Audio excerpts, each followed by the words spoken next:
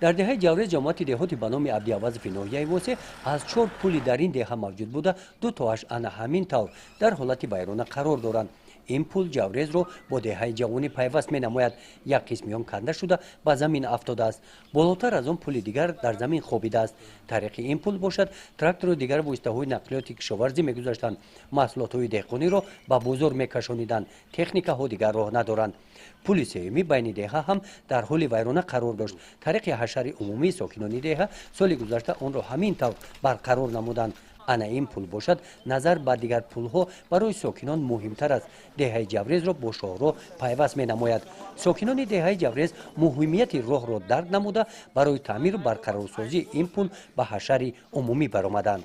حالت کوپروک همه در چی صدمه‌ای بود که همه ممکن که یک نیم پس همه کوپروک ایشی می‌برآمده همه فرسوده شده مونده بود.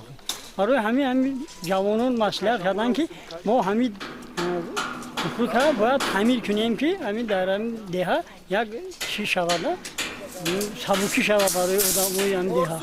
اینا آمدن گفتن که چی کردیم همه چیزاش آوردن اینا چون آمدن اینا حشر کرده اینا همین کوپروک را تعمیر کرده ایستادن. باید حشرچیان بسیارشان ساختمانچی هستند. در ساختمان پل و راه تجربه دارند. طبق قاعده های راهسازی کار را به راه ماندند. برای برقرارسازی پل زیاده از 200 دانه آرماتور خوابانیدند. شفط هر دو طرف پل این پنجره های ویران گشته را هم از نو پیوست کردند. رفت حشر گرم و اشتراکچیان همه سرگرم کار هستند.